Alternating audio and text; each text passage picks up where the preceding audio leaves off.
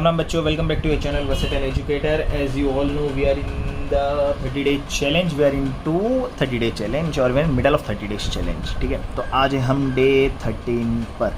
तो आज हम क्या पढ़ने वाले हैं? जब हम डे 13 की बात करते हैं तो हम पढ़ेंगे डे 13 में हम पढ़ने वाले हैं कि सम्स देखेंगे। बेसिकली पढ़ना क्या है, अब तो हम सम्स देखेंगे। हमने बहुत सारी चीज़ें देख ली कि न्यू प्रॉफिट शेयरिंग रेशियो कैसे निकलेगा, और हमने देख लिया गुडविल का वैल्यूएशन कैसे होगा, गुडविल कैसे बटेगा, नया पार्टनर एडमिट होता है तो क्या क्या चीज़ें लेके आता है। हमने ये सारी चीज़ें देख ली। ठीक है, हमने क्या कर लिया, हमने ये सारी चीज़ें देख ली। अब जब हम ये सारी चीज़ें देख लेते हैं तो आगे हम करेंगे सम्स। सम्स में हम क्या करेंगे, अब एडमिशन ऑफ पार्टनर में देखो क्या क्या बनता है। एडमिशन ऑफ पार्टनर में कितने अकाउंट और क्या बन जाएंगे वो भी देख लेते हैं। पहला बनेगा हमारा रीवैल्यूएशन अकाउंट। एक तो देखो इसमें क्या हो रहा है, पहले तो दो ही पार्टनर थे। ठीक है, पहले कितने पार्टनर थे? दो ही पार्टनर थे, जिन्हें हम बोला करते थे ओल्ड पार्टनर्स। फिर एक नया पार्टनर आया। ठीक है, अब इस बिजनेस में कुछ अलग ही नहीं हो रहा है। बिजनेस में सिर्फ क्या हो रहा है कि पहले जो चीज़ें दो में बटती थी अब वो कितने में बटेगी, अब वो तीन में बटेगी। अब वो कितने में बटेगी, वो तीन में बटेगी। तो ये चीज़ें होती है, पहले जो चीज़ें दो में बटती थी अब वो चीज़ें तीन में बटेगी। तो सिर्फ क्या हुआ, अब वो तीन में बांटने के लिए पहले जो भी चीज़ें होती थी वो दो के हिसाब से होती थी, है ना। प्रॉफिट भी दो में, लॉस भी दो में, एसेट भी दो में, लाइबिलिटी भी दो में, पूरी बैलेंस शीट दो में, फाइनेंशियल स्टेटमेंट दो में बटता था। अब वो तीन में बट जाएगा। तो हम क्या करेंगे, अब हमें क्या करना है, हमें हर चीज़ों का मार्केट वैल्यू निकालना है। एसेट का मार्केट वैल्यू, लाइबिलिटी का मार्केट वैल्यू, जिससे हमें ये पता चलेगा कि भाई उस एसेट में, अगर उस एसेट की एक्चुअल आज की मार्केट वैल्यू क्या है। अगर हम तीसरे पार्टनर को हिस्सेदार बना रहे हैं, शेयर दे रहे हैं, हिस्सा दे रहे हैं, शेयर दे रहे हैं, ओनरशिप में ला रहे हैं, तो जो भी हमारे एसेट्स जो भी दो में बट रहे थे वो तीन में बटेंगे। तो उसका एक्चुअल वैल्यू कितना है, जब मेरे को आज की उसकी वैल्यू पता होगी तभी तो मैं बंटवारा अच्छे से कर पाऊंगा, ताकि लड़ाई झगड़ा ना हो, ना दोनों पार्टनरों को नुकसान हो और न्यू पार्टनरों को ना ज़्यादा फायदा हो।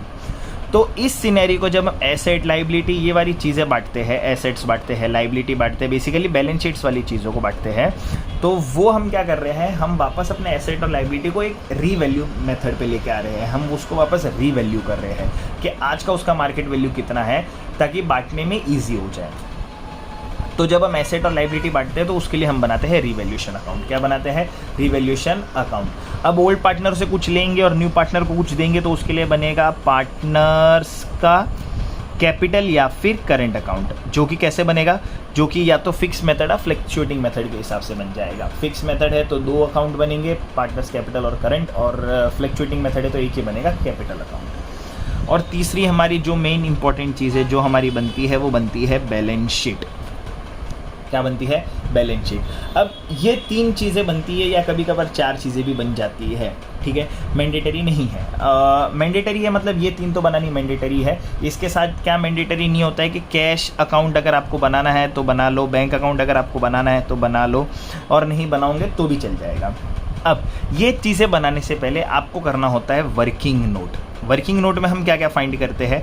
वर्किंग नोट में हम जो हमने अब तक कंसेप्ट्स पढ़े, कौन से कंसेप्ट के, एक तो सबसे पहले हम रेशियोज निकाल देंगे कि भाई बंटवारा होने के लिए क्या रेशियो में बांटना है, जिसमें हमें सबसे निकालना पड़ता है न्यू प्रॉफिट शेयरिंग रेशियो, और गुडविल की बात करेंगे तो हमें निकालना पड़ता है सेक्रीफाइस रेशियो।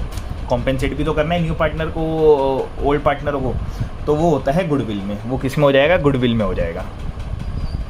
तो सेक्रीफाइस रेशियो ये पहले हम निकालेंगे, और हम देखेंगे कि क्वेश्चन में अगर कुछ भी गुडविल दिया हुआ है तो क्या दिया हुआ है। तो गुडविल जो भी दिया हुआ रहेगा उसके हिसाब से हम उसका अकाउंटिंग ट्रीटमेंट भी देख लेंगे कि वो कैसे होना चाहिए। अब ये सारी चीज़ें हम कर लेंगे वर्किंग नोट के अंदर ही, मतलब इसका कैलकुलेशन से लेके अकाउंटिंग सारी चीज़ें हम वर्किंग नोट में ही कर देंगे, सम शुरू होने से पहले ही। तो इतनी चीज़ें बनती है जब आप सम्स की बात करते हो। क्या क्या बना पहले? रीवैल्यूएशन अकाउंट, पार्टनर्स कैपिटल या current account, depends on your fix capital method और fluctuating capital method, balance sheet और वर्किंग नोट। वर्किंग नोट बहुत इंपॉर्टेंट होता है इन सारी चीज़ों के लिए। ठीक है, तो ये बना लेंगे अपन, इतनी चीज़ें बना लेंगे अपन, कैलकुलेशन भी कर लेंगे। तो अब चलो देख लेते हैं कि अकाउंट कैसे बनते हैं। ये मेरे बन गए अकाउंट, देख लो। पहला बना रीवैल्यूएशन अकाउंट, जिसमें मैंने बनाया पर्टिकुलर अमाउंट, पर्टिकुलर अमाउंट, कोई ज़रूरी नहीं है, आप एक अमाउंट का कॉलम भी बना सकते हो। फिर मैंने बनाया पार्टनर्स कैपिटल अकाउंट, जिसमें मैंने तीन पार्टनर दिखा दिए, क्योंकि एक पार्टनर एडमिट होने वाला है, तीनों पार्टनर दिखा दिए, पर्टिकुलर भी दिखा दिया। फिर मैंने बताया बैलेंस शीट, क्योंकि ये तो बहुत इंपॉर्टेंट चीज़ है एसेट और लाइबिलिटी के हिसाब से, पॉइंट ऑफ व्यू से। ठीक है। अब इतनी सारी चीज़ें, ये चीज़ें बनती है। हम क्वेश्चन भी देख लेते हैं कि क्वेश्चन में क्या होगा, क्वेश्चन में क्या होना चाहिए, ठीक है। क्वेश्चन क्या, कैसे आएंगे क्वेश्चन। तो ये रहा मेरा क्वेश्चन। पहले हम क्वेश्चन में सबसे पहले जो भी हम चीज़ देखेंगे वो हम देखेंगे हमारा ट्रायल बैलेंस। इस पार्ट के क्वेश्चन को बोलते हैं ट्रायल बैलेंस, इस पार्ट के क्वेश्चन को बोलते हैं एडजस्टमेंट। क्वेश्चन हमेशा आपके दो पार्ट में आएगा, ठीक है। ये कौन सा है, एक तो टेबल वाले फॉर्मेट में आएगा और दूसरा आएगा आपके ये वाले फॉर्मेट में, इसमें आएगा ऐसे वर्ड्स में लिखा हुआ पूरा, जिसको हम बोलते हैं एडजस्टमेंट, कि क्या नई चीज़ें घटी नए पार्टनर के आने के बाद। अब यहाँ पे देख लेते हैं हमें क्या बोला हुआ है क्वेश्चन के अंदर कि स्वदेश और Swaraj were partner sharing profits equally. Done. Swadesh और स्वराज कोई पार्टनर है जो प्रॉफिट इक्वली बांट रहे हैं। हम स्वदेश को लेते हैं ए, स्वराज को लेते हैं बी, क्योंकि हमारे इधर हमने इधर ए बी बनाया हुआ है, इसलिए हम इसको ए बी मान रहे हैं। आप स्वदेश और स्वराज ही लिखना, या ए की जगह आएगा स्वदेश का रुपीस और स्वराज का रुपीस। तो अब वो लोग क्या बोल रहे हैं कि ए और बी जो भी प्रॉफिट शेयर बांट रहे थे वो इक्वली बांट रहे थे। इक्वली बोले तो क्या हो गया, 1:1 हो गया। इक्वली बोले तो कितना हो गया, 1:1 हो गया। अब उनकी बैलेंस शीट 31 मार्च 2023 तक क्या बता रही थी, उनके पास क्रेडिटर थे 50,000 के, बिल्स पेबल था 15,000 का, आउटस्टैंडिंग एक्सपेंस थे कुछ कंपनी के 3,000 के, और उनका कैपिटल अकाउंट था, स्वदेश ने कैपिटल 60,000 दिया था, स्वराज ने 40,000 दिया था। Irrespective of their capital they were sharing the profit equally, है ना। वो प्रॉफिट कैसे बांट रहे थे, वो इक्वली बांट रहे थे। ये उनकी लाइबिलिटी थी। Creditor, bills payable, outstanding expenses are my third party liabilities. अब ये चीज़ें क्या है कि हाँ भाई क्रेडिटर क्या होता है, बिल्स पेबल क्या होता है, ये हमने बात की थी हमारे डे 1 पे, जब हमने कुछ अकाउंटिंग टर्म्स देखे थे, वो वीडियो जाके देख लेना। अब एसेट्स की बात करें तो एसेट में मेरे पास है, बिजनेस के पास देखो क्या क्या पड़ा हुआ है। कैश पड़ा हुआ है 12,000 का, बैंक में कैश पड़ा हुआ है 15,000 का, डेटर थे कुछ 20,000 के, और हमने कुछ प्रोविजन क्रिएट करके रखा था, provision for doubtful debts. A provision is for non liability, ये भी हमने टर्म डिस्कस किया था। तो 500 रुपये का मोटा मोटी इन्हें ये पता था कि भाई ये तो इतना तो नुकसान हो ही सकता है, तो हमने डेटर्स का कितना अज्यूम किया था, 19,500 पैसा डेटर्स के अज्यूम्स किए थे। Stock, furniture, machinery, land and building, ये हमारे पास बैलेंस शीट में एसेट थे। फिर देखते हैं कि आगे इन्होंने क्या बोला हुआ है एडजस्टमेंट के अंदर। हमने संभव को एडमिट किया तीसरे पार्टनर को। जब हम तीसरे पार्टनर को एडमिट करते हैं 1 अप्रैल को ऑन द फॉलोइंग टर्म्स, हमने क्या टर्म्स पे संभव को एडमिट किया। तो पहला हमारा क्या टर्म था, Sambhav will get 1/5 share in the profit. Sambhav को कितना मिलेगा, 1/5 शेयर मिलेगा प्रॉफिट में। And he will bring 20,000 as his capital and 5,000 as his share of goodwill. देखो अब यहाँ पे तो इन्होंने क्वेश्चन में दे दिया मेरे को, क्या दे दिया क्वेश्चन में कि संभव 1/5 शेयर लाएगा प्रॉफिट के अंदर। संभव को 1/5 शेयर मिलेगा प्रॉफिट के अंदर, जो भी फ्यूचर प्रॉफिट होगा, और उसके लिए उसको क्या लाना है, 20,000 कैपिटल लाना है और 5,000 गुडविल लाना है, ठीक है। फिर सेकंड मेरे को बोला गुडविल बॉट बाय संभव विल बी विड्रॉन बाय स्वदेश एंड स्वराज। तो ये तो चलो सॉर्टेड होगा, गुडविल जो भी संभव ला रहा है वो विड्रॉ कर लेंगे। कौन विड्रॉ कर देंगे, स्वदेश और स्वराज। थर्ड मेरे को बोला provision for doubtful debt should be brought up to 5% on debtors. जो भी आपका प्रोविजन फॉर डाउटफुल डेट्स है उसको आप बढ़ा दो। बॉट अप टू का मतलब होता है बढ़ा दो। कहाँ तक बढ़ाना है कि डेटर की अमाउंट का वो 5% होना चाहिए। अप टू 5% बोले तो ऑन डेटर क्रेडिटर्स की अमाउंट का 5% होना चाहिए। फिर मेरे को फोर्थ बोला हुआ है machinery to be reduced by 2,000 and furniture by 12.5%। Stock to be valued at 23,000, land and building be appreciated by 20%, investment 2,000 which did not appear in the books to be recorded. अब out of the amount of insurance premium which was debited to P&L account 5,000 will be carry forward as prepaid insurance. ये वाला ध्यान रखना, ये वाला हम पढ़ेंगे क्योंकि ये हमारे ना ट्रायल बैलेंस में था, ये कुछ नया आ गया यहाँ पे। और अ bill for 5,000 for electricity was not accounted. एक 5,000 का कोई इलेक्ट्रिसिटी का बिल था जो हमने अब तक अकाउंट में दिखाया नहीं था। हमें बनाना क्या है, पास necessary general entries, prepare revaluation account and balance sheet of the new firm. तो हम जनरल एंट्री फिलहाल के लिए नहीं पास कर रहे हैं, हम सिर्फ क्या देखेंगे, रिवैल्यूएशन अकाउंट और बैलेंस शीट और पार्टनर्स कैपिटल अकाउंट में इसकी एंट्रीज कैसे होगी। तो सबसे पहले आप क्या करो, बहुत ईजी तरीका होता है सबसे पहले इन सारी चीज़ों का करने का, कि सबसे पहले तो आप वर्किंग नोट बना दो। अब वर्किंग नोट बनाने के लिए हम क्या करेंगे, वर्किंग नोट बनाने के लिए आपके जो भी सम का जो लास्ट पार्ट होगा वहाँ पे आप ट्राई करो कि आप अपना वर्किंग नोट बना दो। तो देखो मैं वर्किंग नोट कैसे बनाऊंगा, ये मेरा हो गया वर्किंग नोट, ये लिखना ना भूले वर्किंग नोट के भाई ये हमारा वर्किंग नोट है। अब जब वर्किंग नोट होता है तो सबसे पहले मेरे को निकालना होता है मेरा प्रॉफिट शेयरिंग रेशियो। अब मेरे पास 2 ही पार्टनर थे, तो ओल्ड पार्टनर पहले मैं लिख दूंगा, ओल्ड पार्टनर में मेरे पास कौन कौन है, मेरे पास है स्वदेश और स्वराज। इस सम के अंदर मेरे पास है स्वदेश और स्वराज, स्वदेश स्वराज, ठीक है, जिनका रेशियो था इक्वल, जिनका प्रॉफिट शेयरिंग रेशियो था इक्वल, बोले तो 1:1 ही हो गया, तो 1/2 1/2 ये मेरा हो गया ओल्ड रेशियो, मेरा क्या है ओल्ड रेशियो।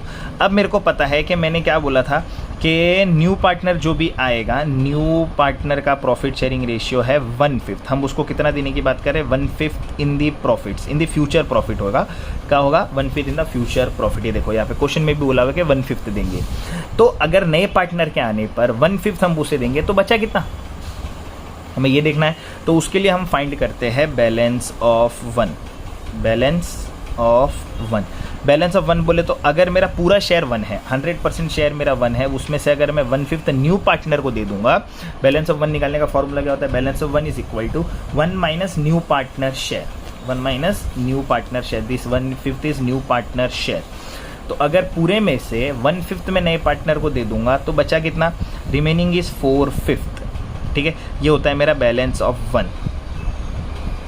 मतलब पूरे 100% में से अगर 1/5 मैंने किसको दे दिया, उसको मैंने 1 ले लिया, 100% को मैंने क्या ले लिया 1, 1 में से 1/5 अगर मैंने न्यू पार्टनर को दे दिया तो बचा कितना 4/5, कैसे बचा 5 1 5 माइनस 1 LCM, तो 4 बच गया, मतलब 4 हिस्से बच गए 5 में से। अगर मेरा कोई भी एक शेयर है जिसके 5 हिस्से हो रहे थे, 5 हिस्से कैसे होंगे 1 2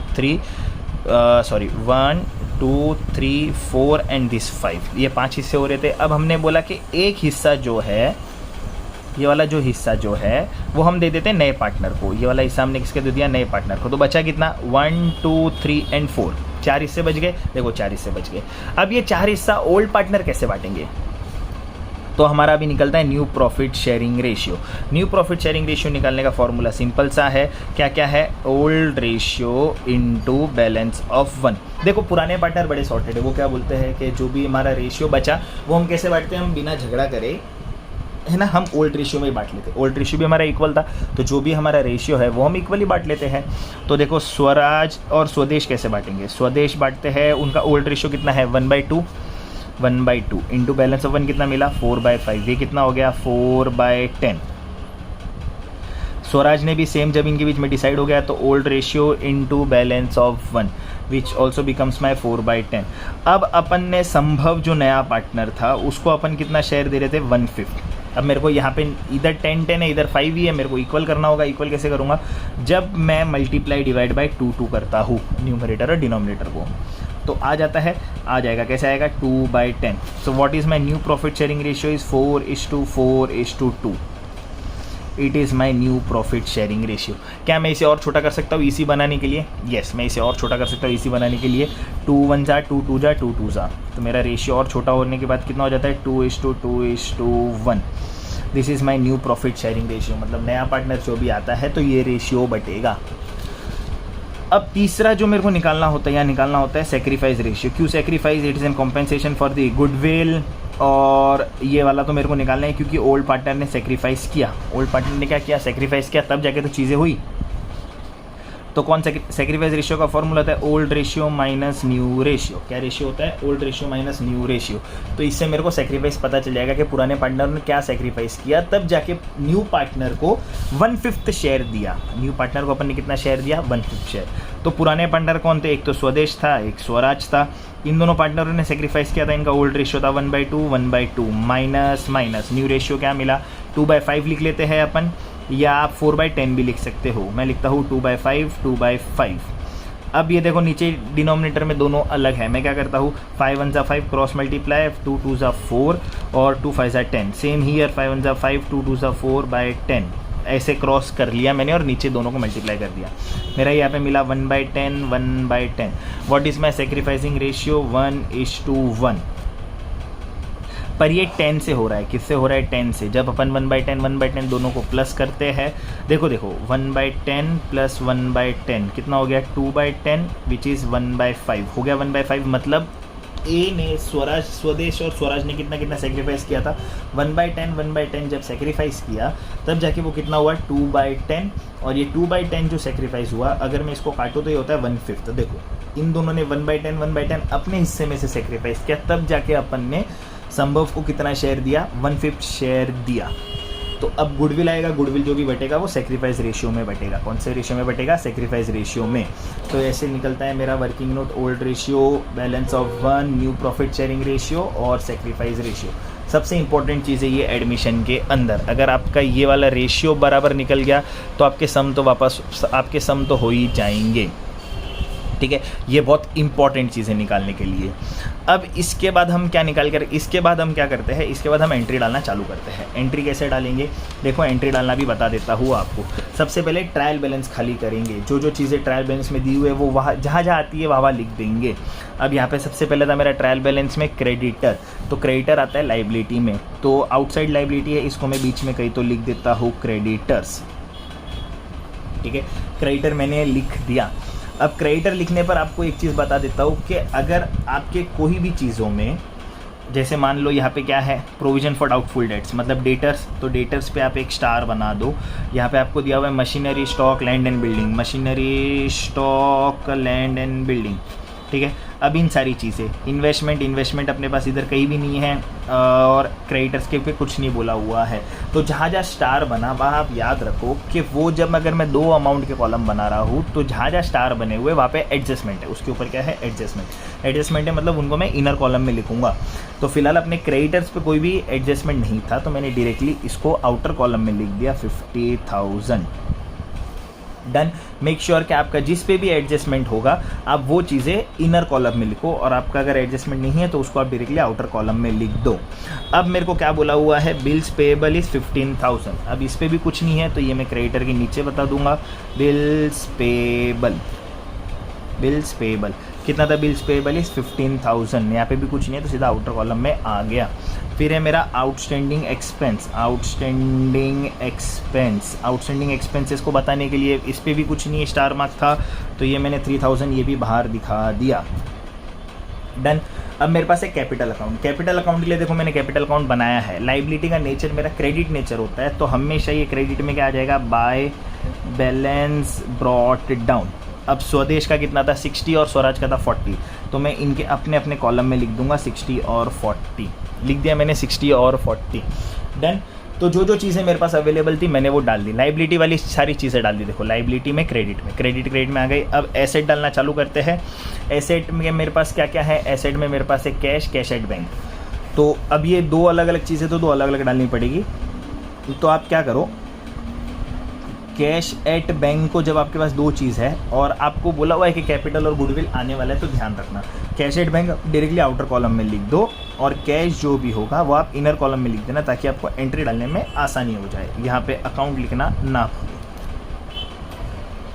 ठीक है, तो कैश एट बैंक मेरे पास है 12,000, कैश था मेरे पास 12,000, कैश एट बैंक था मेरे पास 15,000। कैश एट बैंक को मैं डायरेक्टली आउटर कॉलम में लिख देता हूँ और कैश को मैं इनर कॉलम में लिखता हूँ, क्योंकि कुछ कैश और आएगा। न्यू पार्टनर है तो कैश तो आएगा ही आएगा, ऑब्वियस ही बात है ना। न्यू पार्टनर है तो क्या आएगा, कैश आएगा ही आएगा। फिर मेरे पास डेटर्स है, मैं डेटर्स को भी बीच वाले पार्ट में लिख देता हूँ डेटर्स। अब इधर मैं लिखता हूँ 20,000। अब यहाँ पे आप देखो, यहाँ पे या तो आप 20,000 लिख सकते हो, 90,500 लिख सकते हो, दोनों सिनेरियो में आपको बता दूंगा। मैंने फिलहाल यहाँ पे कितना लिखा है, 20,000 लिखा हुआ है। फिर मेरे पास स्टॉक है, फर्नीचर है, मशीनरी और लैंड एंड बिल्डिंग है। अब ये मेरे फिक्स्ड एसेट्स है तो इनको मैं ऊपर दिखाता हूँ। ऊपर कैसे दिखाऊंगा, यहाँ पे मैं क्या दिखा देता हूँ, लैंड एंड बिल्डिंग। अब यहाँ पे मेरा स्टार मार्क था कितने का था, लैंड एंड बिल्डिंग इज 73,500। तो मैंने एक तो इनर कॉलम में लिख दिया, नीचे कुछ जगह स्पेस भी छोड़ दूंगा। फिर मैं बता दूंगा यहाँ पे मशीनरी पे भी स्टार मार्क था 18,000, उसको भी मैं इनर कॉलम में बता दूंगा। फिर उसके नीचे कुछ स्पेस छोड़ दूंगा, उसके नीचे मैं दिखाऊंगा फर्नीचर, और उसके नीचे भी मैं कुछ स्पेस छोड़ दूंगा। तो यहाँ पे भी मैं लिख दूंगा 10,000 का फर्नीचर इनर कॉलम। फिर मैं लिखूंगा स्टॉक की बात भी जब अपन करते हैं तो स्टॉक भी है मेरे पास, और स्टॉक में कुछ स्टार मार्क है, तो 20,000 मैंने स्टॉक भी इनर कॉलम में लिख दिया।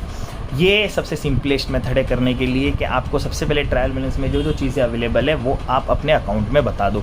एक बार आपने वो अपने अकाउंट में बता दी तो आपका ट्रायल बैलेंस का काम तो ख़त्म हो गया। ठीक है, फिर जो भी चीज़ें घटेगी वो घटेगी एडजस्टमेंट से। किससे घटेगी? एडजस्टमेंट से। अब एडजस्टमेंट पे आते हैं अपन के एडजस्टमेंट में क्या दिया हुआ है। संभव को अपन ने 1/5 शेयर देने की बात की थी प्रॉफिट के अंदर, और वो 20,000 गुडविल ला रहा था। क्या ला रहा था? 20,000 गुडविल। जब भी वो 20,000, देखो 20,000 का कैपिटल ला रहा था, आई एम सॉरी, एंड 5,000 का गुडविल ला रहा था। तो अब देखो लाया ही है दोनों चीज़। क्या हुआ है? लाया ही है। तो जब मैं उसके एंट्री की बात करता हूँ कि अपन उसकी एंट्री डालेंगे कैसे, तो हम एंट्री भी डाल देते हैं। एंट्री कैसे आएगी? सबसे पहले तो देखो, जैसे पुराने पार्टनरों ने कैपिटल लाया था वैसे न्यू पार्टनर भी कैपिटल लेके आ गया। पुराने पार्टनरों ने क्या लाया था? कैपिटल। वैसे न्यू पार्टनर भी क्या लेके आया? कैपिटल लेके आया है। तो न्यू पार्टनर जब कैपिटल लेके आता है तो एंट्री कैसे आती है? बिजनेस के पास क्या आया? कैश या बैंक अकाउंट डेबिट आ गया। डन। और वो क्या लाया? न्यू पार्टनर था। न्यू पार्टनर का नाम क्या था यहाँ पे? संभव। तो संभव कैपिटल अकाउंट दे रहा है वो कैपिटल, उसने कैपिटल दे दिया। साथ में वो गुडविल लाया, तो हम एक ही बार में एंट्री दिखा देंगे ना, हम दो एंट्री क्यों डालें? प्रीमियम ऑफ गुडविल भी लाया वो, ठीक है। तो वो टोटल कैश कितना लाया? कैपिटल लेके आया वो 20,000, गुडविल लाया वो 5,000, कैश बैंक में टोटल मेरे पास कितना पैसा आ गया? 25,000। मतलब मेरा कैश 25,000 से बढ़ना चाहिए था, है ना। कैश देखो 25,000 से बढ़ा, संभव का कैपिटल 20,000 आ गया, और प्रीमियम पर गुडविल भी आ गया 5,000। तो अब इसके पहले कैश मेरा कितना बढ़ा? टोटल 25,000। तो कैश में क्या क्या आना चाहिए? संभव capital and premium for goodwill. तो देखो ये मैंने कैश लिखा था, मेरे को पता था कि कैश आएगा, एडमिशन है। तो प्लस मैं क्या लिखूँगा यहाँ पे? संभव कैपिटल अकाउंट, और लिखूँगा मैं प्रीमियम फॉर गुडविल। तो 20,000 plus premium for goodwill is 5,000। हाँ, तो हमने क्या देखा था कि कैश बैंक, कैश आया मेरे पास 25,000, क्या क्या नाम पे आया? एक तो संभव ने कैपिटल लिया 20,000 का, और प्रीमियम फॉर गुडविल मिला 5,000 का।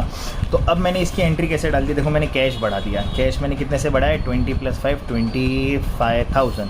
अब क्या मैं कैपिटल अकाउंट बना रहा हूँ? येस। तो देखो कैपिटल अकाउंट के क्रेडिट में क्या आ जाएगा? Cash bank. क्या आ जाएगा? Cash bank. तो संभव के कैपिटल अकाउंट के क्रेडिट में आ जाएगा बाय कैश बैंक अकाउंट। कितना दिया संभव ने? 20,000। कितना दिया? 20,000। ये देखो एंट्री हो गई मेरी, जनरल एंट्री से भी हो गई। संभव के क्रेडिट में आ जाएगा और कैश के डेबिट में आ जाएगा। डबल एंट्री सिस्टम, ठीक है। तो कैश के डेबिट में आ गया, कैश का डेबिट बोले तो एसेट, कैश के डेबिट में आ गया, कैश बढ़ गया, और संभव के क्रेडिट में आ गया। तो ये थी मेरी पहली एंट्री। अब क्या बोला हुआ है इन्होंने? पहली एंट्री हो गई मेरी, 1 और 2 दोनों इफेक्ट हो गया मेरा। अब यहाँ पे मेरे को बोला कि गुडविल बॉट बाय संभव विल बी विड्रॉन बाय स्वदेश एंड स्वराज। जो भी गुडविल लाया वो विड्रॉ कर देगा। कौन विड्रॉ कर देगा? तो मेरे को बोला हुआ यहाँ पे गुडविल बॉट बाय संभव विल बी विड्रॉन बाय स्वदेश एंड स्वराज। जो भी गुडविल है वो आया वो विड्रॉ कर देगा। अब देखो गुडविल आ गया, पहली एंट्री, ठीक है। ये रिटेन वाला सिनेरियो नहीं है, ये है विड्रॉ वाला सिनेरियो। और विड्रॉ करने बोला और पूरा विड्रॉ कर रहा है, कुछ भी पार्शियल यहाँ पे टर्म यूज़ नहीं हुआ है, मतलब फुल विड्रॉ कर रहे हैं। तो मेरी पहली एंट्री तो ये हो गई। दूसरी एंट्री, बिजनेस क्या बोलता है कि ये गुडविल पे मेरा अधिकार नहीं है, ये गुडविल पे मेरा अधिकार नहीं है। तो नहीं है तो सेकेंड एंट्री क्या होती है कि बिजनेस क्या करता है, उस प्रीमियम फॉर गुडविल को क्या करेगा? Premium for goodwill account debit कर देगा 5,000 से, और सीधा सीधा बोल देगा कि इस पे अगर जब मेरा अधिकार नहीं है तो इसको कौन कौन लेके जाएंगे? स्वदेश और स्वराज कैपिटल अकाउंट। अब यहाँ पे देखो हम कैपिटल अकाउंट बना रहे हैं, तो ये हमारा फ्लक्चुएटिंग कैपिटल अकाउंट मेथड हो गया। एक ही अकाउंट बनाना है तो फ्लक्चुएटिंग बन गया। तो अब गुडविल बटेगा, जो भी गुडविल बढ़ता है वो हमारा किस में बढ़ता है? सेक्रीफाइसिंग रेशियो में। What is my sacrificing ratio? 1:1। 5,000 का 1:1 कितना हो जाएगा? इक्वल बांटेंगे 5,000 को, तो कैसे बांटेंगे 5,000 को? 2,500 एंड 2,500, 2,500 एंड 2,500। तो देखो पार्टनर में बढ़ गया। पार्टनर में बढ़ते ही हम कैसे बांटेंगे? ये देखो इसकी सेकेंड एंट्री कैसे आ जाएगी। एक तो मेरा प्रीमियम फॉर गुडविल हो गया डेबिट, पहले था क्रेडिट, अब हो गया डेबिट। डेबिट होते ही मैंने क्या दिखा दिया कि दोनों को बटना चाहिए, तो दोनों का कैपिटल अकाउंट तो मैं बना ही रहा हूँ, तो इनके क्रेडिट में आना चाहिए। क्या आना चाहिए क्रेडिट में? By premium for goodwill account. इसको कितना मिलेगा? 2,500, इसको कितना मिलेगा? 2,500। पर ये कौन से सिनेरियो में होता है? ये देखो, एक entry goodwill, second entry goodwill, ये कौन से सीनियर में होता है? जब वो रिटेन होता। पर अब क्या हो रहा है? विड्रॉ हो रहा है। विड्रॉ होने पर हमारे पास एक एंट्री क्या आती है कि पार्टनर जो क्रेडिट हुआ है वही पार्टनर अब क्या हो जाएंगे? डेबिट हो जाएंगे। स्वदेश कैपिटल अकाउंट डेबिट, क्योंकि रिसीवर बन जाते हैं ये मेरे। Swaraj capital account debit to मेरे पास से क्या जाएगा? Cash bank.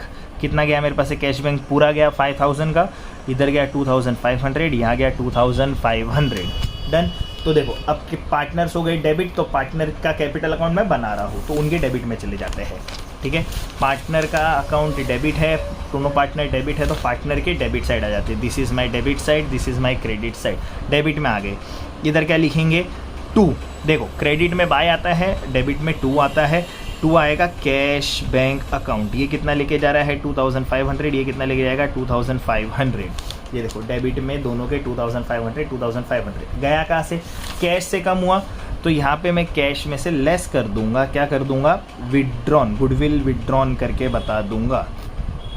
ठीक है, अब यहाँ पे आते हो, विड्रॉन बता सकते हो। यहाँ पर आप क्या कर सकते हो? यहाँ पे दोनों पार्टनर का नाम भी लिख सकते हो। तो डायरेक्टली 5000। कोई भी चीज़ जब बिजनेस से बाहर जाती है तो उसको हम ब्रैकेट बता देते हैं, तो वो माइनस वाला फिगर दे देता है। क्या दे देता है? माइनस वाला फिगर। तो देखो 5000 आया, 5000 गया, गुडविल खत्म। पार्टनरों को मिलना चाहिए था, पार्टनरों को मिल गया, गुडविल खत्म। ऐसे मेरी गुडविल की एंट्री होती है इन एडमिशन। फिर मेरी जो थर्ड एडजस्टमेंट है वो क्या बोला हुआ है? Provision for doubtful debt should be brought up to 5% on debtors. के जो भी प्रोविजन है वो 5% तक क्रिएट करना है। ठीक है, डेटर्स में ब्रॉट अप टू 5%। तो मेरा डेटर का जो भी अमाउंट शो कर रहा था वो शो कर रहा था क्वेश्चन में 20000, जिसमें इन्होंने ऑलरेडी पहले से कुछ प्रोविजन क्रिएट करके रखा था जो कि था 500 का। तो इनका डेटर का अमाउंट था 19500। कितना था? 19500 का अमाउंट था। अब देखो यहाँ पे क्या होगा?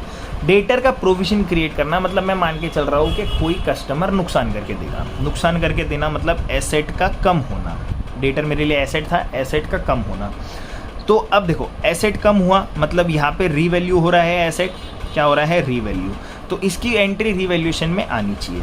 अगर सेम एसेट बढ़ता तो देखो एसेट वापस रीवैल्यू हो गया, लाइबिलिटी घटती तो रीवैल्यू हो रही है, और लाइबिलिटी बढ़ता तो भी रीवैल्यू हो रहा है। वैल्यू चेंज हो रही है। रीवैल्यू का मतलब होना है कि वैल्यू चेंज होना। तो देखो एक एंट्री तो पर रिस्पेक्टिव अकाउंट में आ जाएगा, और दूसरा बढ़ रहा है घट रहा है उसके हिसाब से रीवैल्यूएशन में आ जाएगा। दूसरा बढ़ रहा है घट रहा है उसके हिसाब से क्या आ जाएगा? रीवैल्यूएशन में। अब एसेट बढ़ना मेरे लिए फ़ायदा होता है तो वो होता है रीवैल्यूएशन के क्रेडिट में। एसेट घटना मेरे लिए नुकसान हो जाता है, वो होता है रीवैल्यूएशन के डेबिट में। लाइबिलिटी के लिए उल्टा हो जाएगा। लाइबिलिटी अगर बढ़ती है तो मेरे लिए नुकसान है तो वो हो जाएगा रीवैल्यूएशन के डेबिट में, और लाइबिलिटी अगर घटती है तो मेरे लिए फ़ायदा करके देगा तो वो मेरे लिए होता है क्रेडिट साइड में। ठीक है, क्रेडिट मेरे लिए नॉमिनल अकाउंट देखो, credit all incomes and gains, debit all expenses and losses. ठीक है, तो ये याद रखना। एसेट बढ़ा तो रीवैल्यूएशन के क्रेडिट साइड फ़ायदा हो रहा है, एसेट कम हुआ तो रीवैल्यूएशन के डेबिट साइड लॉस हो रहा है। लाइबिलिटी बढ़ी, उधार बढ़ा मेरे ऊपर तो मेरा डेबिट साइड क्योंकि लॉस है, और लाइबिलिटी घटी तो रीवैल्यूएशन के क्रेडिट साइड क्योंकि फ़ायदा है। अब यहाँ पे मेरे पास ये मेरे को क्वेश्चन में दिया हुआ था, तो अब देखो दोनों से देखते हैं। अब मेरे को यहाँ पे करना है provision up to 5% on debtors. तो अगर 20000 के डेटर्स है और इसका 5% मेरे को निकालने बोल रहे हैं, तो 5% कितना होता है? 1000 रुपीज़। डेटर होना चाहिए 1000 रुपीज़, मतलब मैं मान के चल रहा हूँ मोटा मोटा के डेटर्स मेरे को 1000 रुपये तक नुकसान करके दे सकते हैं, जिसके लिए पहले से मैंने कितना क्रिएट कर रखा था बुक में कि 500 तो ये दे ही रहे हैं, और मैं मेरे को 1000 तक क्रिएट करना है। 500 से 1000 कितना और बढ़ाया मैंने? 500। मतलब आई एम थिंकिंग कि 500 और नुकसान हो सकता है। 500 क्या हो सकता है? और नुकसान हो सकता है। तो अब देखो अमाउंट तो मेरे को मिल गया कि टोटल 1000 का नुकसान होगा। अप टू 5% बोले तो टोटल 1000 का नुकसान होगा। अगर मैं डेटा 20000 लिख रहा हूँ तो मैं लेस 1000 करूँगा एसेट के अंदर, ये एसेट के अंदर की बात है। और 19500 लिख रहा हूँ तो मैं 500 ही करूँगा, क्योंकि मैंने 500 का इफेक्ट ऑलरेडी दे दिया। दोनों सिनेरियो में मेरे पास आउटर कॉलम में कितना अमाउंट बचेगा डेटर का? 19000। चलो वो तो डाल देते हैं। मैंने डेटर यहाँ पे लिखा हुआ है 20000, यहाँ पे मैं लेस बता दूंगा PDD, provision for doubtful date. कितना बताया मैंने? 1000। ठीक है, तो यहाँ पे मेरा आउटर कॉलम कितना आ गया? 19000 का आउटर कॉलम आ गया। अब सेकेंड एंट्री, एक्चुअल में देखो हुआ क्या था। क्वेश्चन में 500 का तो ऑलरेडी मैं शो कर चुका था। ठीक है। अब मैंने और कितने से बढ़ाया, 500 से 1000 पहुँचने में मैंने कितना और नुकसान हुआ मेरे को, 500 का।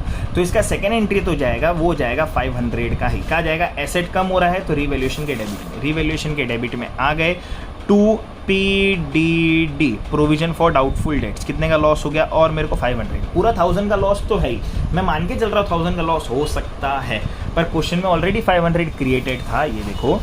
तो 500 क्रिएटेड क्वेश्चन में ऑलरेडी था, तो और 500 ही होना चाहिए, क्योंकि टोटल नुकसान मेरे को कितना होने वाला है, 1000। ये हुआ नहीं है, ये होगा। तो ऐसे मेरी डेटर की 2 एंट्री आ जाती है। फिर है मेरा machine to be reduce by 2000, machine 2000 से कम हो रहा है, तो देखो लेस। अब कभी भी कम होता है तो आप उसको लिख सकते हो डेप्रीसिएशन। क्या लिख सकते हो, डेप्रीसिएशन। डेप्रीसिएशन नहीं लिखो तो आप लिख सकते हो रीवैल्यूएशन। क्या लिख सकते हो यहाँ पे, रीवैल्यूएशन भी लिख सकते हो। देखो रीवैल्यू हो रहा है तो मैंने रीवैल्यूएशन भी लिख सकता हूँ।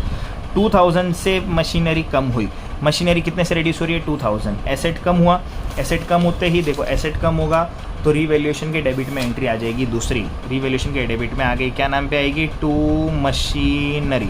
कितने से मशीनरी कम हुआ, 2000 से मशीनरी कम हुई। फिर मेरे को बोला फर्नीचर इज रिड्यूस्ड बाय 12.5%। अब परसेंटेज निकालना है तो लेस, क्या निकालेंगे यहाँ पे भी अपन, रीवैल्यू या रीवैल्यूएशन लिखेंगे, या फिर आपको लिखना है तो डेप्रीसिएशन लिख सकते हो। 10,000 का 12.5% होता है, ये मेरा 10,000, इसका 12.5% इज 12.5%। ठीक है, क्या करेंगे, एक पॉइंट अगर यहाँ से हटेगा, जैसे पॉइंट हटा यहाँ पे 0 बढ़ गया, 30 कैंसिल, 1250 का मेरा वैल्यू कम होगा। तो मेरा रीवैल्यूएशन कितना हुआ, 1250। ब्रैकेट बताने का, ब्रैकेट बताना बहुत इंपॉर्टेंट है। ब्रैकेट बताना बोले तो वो नेगेटिव वैल्यू में माइनस हो रही है। अब यहाँ पे फर्नीचर कम हुआ, फर्नीचर कम होते ही एसेट कम हुआ, एसेट कम होते ही वो रीवैल्यूएशन के डेबिट में आ जाएगा। कितना, 1250। डन, 1250 यहाँ पे भी आ गया। अब मेरे को आगे क्या बोला हुआ है, stock to be valued at 23,000। तो पहले देखते हैं स्टॉक था कितना। तो स्टॉक की मेरी वैल्यू यहाँ पे बताई हुई है इन्होंने 20,000 की।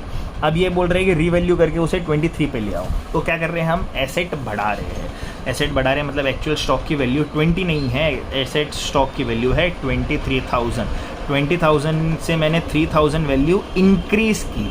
इंक्रीज़ करने पर स्टॉक के नीचे हो जाएगा प्लस, क्या लिखूंगा यहाँ पे, या तो एप्रीसिएशन या फिर रीवैल्यूएशन, कुछ भी लिख सकते हो। कितने से, 3000 से। अब यहाँ पे ब्रैकेट नहीं आएगा, क्यों नहीं आएगा ब्रैकेट, क्योंकि वैल्यू बढ़ रही है। एसेट बढ़ा तो रीवैल्यूएशन के क्रेडिट में फ़ायदा हुआ ना यार, ज़्यादा पैसा आएगा अगर मैं स्टॉक बेचूंगा। तो यहाँ पे आ जाएगा बाय स्टॉक अकाउंट, कितना आ जाएगा, 3000 रुपीज़। डन। फिर बात करते हैं अपन, लैंड एंड बिल्डिंग भी appreciated by 20%। Land and building भी 20% से एप्रिशिएट हो रही है, बढ़ रही है, प्लस एप्रिसिएशन या फिर एप्रिसिएशन या रीवैल्यूएशन। अब 20% होता कितना है, देखो 73,500 है। इसका अगर मैं 20% निकालता हूँ तो देखो निकालना बड़ा ईजी है। एक तो 20% निकालते, 20% की बात आती है, एक ज़ीरो हटा के उसको कर दो डबल। एक ज़ीरो हटा के उसको क्या कर दो डबल। जब आप एक ज़ीरो हटाते हो तो वो 10% देता है। तो जब मैं उसको डबल कर दूंगा वो मेरे को देगा 20%। 7,350 का मेरा जो डबल करता हूँ तो मेरा आता है 14,700। ठीक है, 2 0 0, 2 5 10, 2 3 6 +1 7, 2 7 14। तो ये मेरे को देगा 7,000 का डबल 14,000, 350 का डबल 700। 14,700 से मेरा वैल्यू बढ़ा, 14,700 से मेरा वैल्यू बढ़ गया।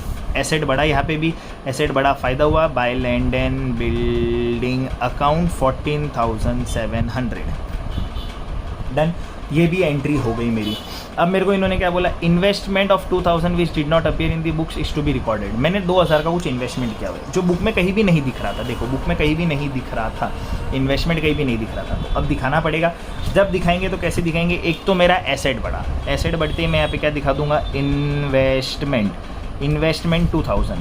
ठीक है, इन्वेस्टमेंट 2000 आ गया। अब एसेट बढ़ा तो फ़ायदा हुआ, फ़ायदा होते ही रिवैल्यूएशन के क्रेडिट साइड में क्या बता दूंगा, बाय इन्वेस्टमेंट।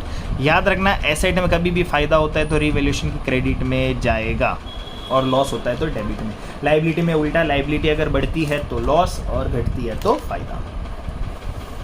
फिर मेरे को बोला, out of the amount of insurance premium which was debited to profit and loss account 5,000 to be carry forward as prepaid insurance. जो भी मेरा एक अमाउंट था इंश्योरेंस प्रीमियम मैंने पे किया था, वो मैंने PNL के अमाउंट के अंदर दिखाया था 5,000, पर उसको मेरे को कैरी फॉरवर्ड करना है, उसको मेरे को दिखाना है प्रीपेड इंश्योरेंस। प्रीपेड बोले तो मैंने खर्चा पहले किया है। कोई भी खर्चा जब मैं पहले करता हूँ तो वो मेरे लिए एक एसेट का काम करता है। प्रीपेड इंश्योरेंस कितने का था? प्रीपेड इंश्योरेंस 5000 का मेरा प्रीपेड इंश्योरेंस था, 5000 का मेरा प्रीपेड इंश्योरेंस था। अकाउंट लिखना इधर ना भूले। अब इधर देखो एसेट नहीं था पर बुक में शो हुआ, बुक में शो होते ही मेरे को फ़ायदा दे दिया उसने प्रीपेड इंश्योरेंस का। कितना फ़ायदा दिया? 5000 का। मतलब अगले साल मेरे को ये 5000 खर्चा नहीं करना है, तो ये अगले साल मेरे को 5000 का खर्चा नहीं आएगा, तो मेरा एक एसेट और बढ़ गया। फिर मेरे को इन्होंने बोला है कि bill for 5000 for electricity was not accounted. एक 5000 का इलेक्ट्रिसिटी का बिल था जो मैंने अब तक पे नहीं किया था, और पे नहीं किया था मैंने, बिल था उसको मैंने अकाउंट में ही नहीं दिखाया। तो अकाउंट में दिखाते, अकाउंट में दिखाएंगे मतलब बिल है ना, पे करना है बिल, ठीक है, पे करना है। तो यहाँ पे क्या आ जाएगा? आउटस्टैंडिंग बिल, जो अब तक पे नहीं किया हुआ है। कितना था? 5000। मतलब एक लाइबिलिटी नहीं थी वो शो हो गई, लाइबिलिटी शो होते ही लाइबिलिटी बढ़ा मतलब नुकसान। कितना? आउटस्टैंडिंग बिल के नाम पे, या इलेक्ट्रिसिटी बिल भी दिखा सकते हो आप। कितना दिखाऊंगा मैं यहाँ पे? 5000। तो ऐसे मेरी सारी एंट्री हो जाती है।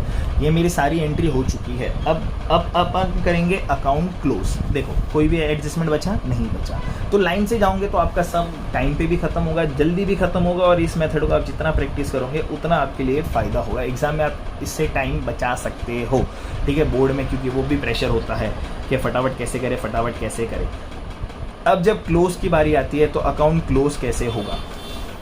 तो ये देखो, सबसे पहले जब मैं क्लोजिंग की बात करूंगा तो सबसे पहले मैं क्लोज करता हूँ रिवैल्यूएशन अकाउंट, ताकि मेरे को ये पता चले कि लॉस और फ़ायदा हो कितना रहा है।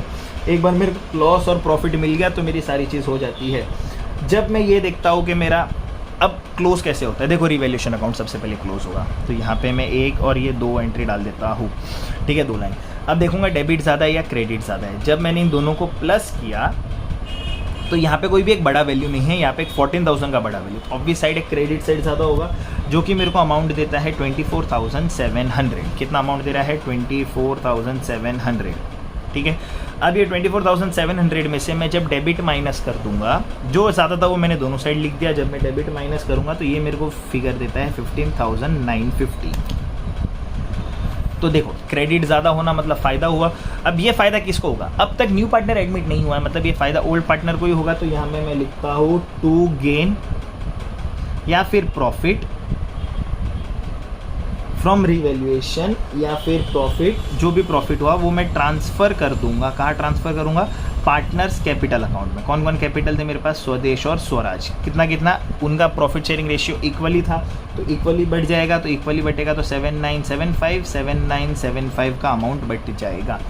प्रॉफिट हुआ, इक्वली प्रॉफिट शेयरिंग रेशियो था, बांट दिया। देखो यहाँ से प्रॉफिट होते ही पार्टनर के अकाउंट में चले जाएगा बाय रिवैल्यूएशन अकाउंट। कहाँ से आया ये प्रॉफिट? जब हमने एसेट वैल्यू को, एसेट और लाइबिलिटी रिवैल्यू किया। क्या था ये? गेन था।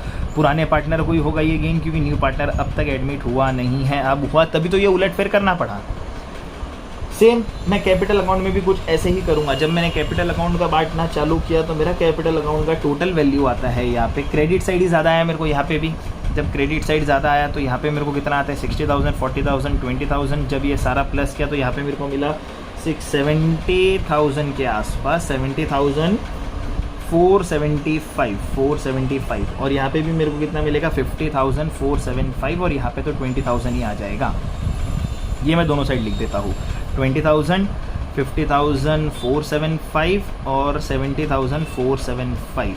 जब मैं यहाँ से डेबिट माइनस करूँगा तो ये मेरे को फिगर देते हैं 67,795 या 975, और ये मेरे को फिगर देगा 47,975, और यहाँ तो पूरा का पूरा 20,000 ही आ जाएगा। ये मेरे को मिल गया न्यू कैपिटल, जो कि यहाँ से बैलेंस क्या हो जाएंगे? कैरी डाउन हो जाएंगे।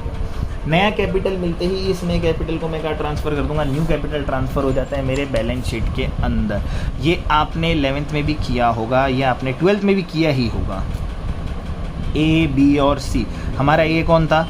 स्वदेश, बी कौन था? स्वराज, और सी कौन था? संभव, ठीक है। तो उनके कैपिटल अकाउंट में चीज़ें आ गई। कितनी आई? 67,975, 47,975 और 20,000। जब इन चीज़ों को मैं प्लस करता हूँ तो ये मेरे को टोटल देता है 1,35,950 का टोटल, ठीक है। अब जो मेरी इनर कॉलम में अमाउंट थी मैं उसको भी आउटर कॉलम में लिख देता हूँ। एसेट का मेरा यहाँ पे होता है लगभग कितना हो जाएगा? जब मैं लैंड एंड बिल्डिंग की बात करूँगा तो ये मेरे को करके देगा 88,200 के आसपास का वैल्यू। डेप्रीशिएशन किया तो मेरा ये आया 16,000, यहाँ पे मैंने किया तो ये मेरे को दे रहा है 7250 या 8750, यहाँ मेरे को दिया इसने 23,000, ये मैं डाल चुका हूँ बाहर। कैश का मेरा आता है 32,000 का अमाउंट बाहर, ठीक है। कैश मेरे को कितना दे रहे हैं यहाँ पे 32,000। तो मेरी सारी चीज़ें हो गई। अब जब ये टोटल करूँगा, अगर ये दोनों टोटल हो जाता है मतलब मेरा सम राइट है, इसको बोलते हैं टैली। इन दोनों का टोटल होना, इसको अपन बोलते हैं टैली हो जाना। जब मैंने सारी चीज़ें टोटल की तो यहाँ पे मेरे को वैल्यू आया 2,08,950, और जब मैंने इस पर टोटल किया तो यहाँ पे भी मेरे को सेम आया 2,08,950। ये था मेरा एडमिशन का सम, ठीक है। तो हमने कुछ स्टेप्स फॉलो किए थे। क्या क्या स्टेप्स फॉलो किए थे? सबसे पहले हमने ट्रायल बैलेंस वाली चीज़ें सारी उठा के बुक में डाल दी, फिर हम एक एक एडजस्टमेंट एक एक लाइन से करते गए, इससे हमारा सम हो गया। तो ये था मेरा एक सम, और क्वेश्चन मैंने पहले भी दिया था, ये मैं क्वेश्चन फिर आपको बता देता हूँ, ठीक है। ये मेरा क्वेश्चन है, this is my question, trial balance adjustment, trial balance adjustment. तो ये था मेरा क्वेश्चन। ओके गाइस, नाम है स्वराज और संभव, स्वदेश स्वराज और संभव। तो ये है मेरा एडमिशन का इक्वेशन। मिलते हैं अपन कौन से डे पे थे आज? डे 13। मिलते हैं हम डे 14 पर, हम और एक सम देखेंगे। मिलते हैं फिर डे 15 पर, हम एक और सम देखेंगे। तब तक के लिए बाय बाय।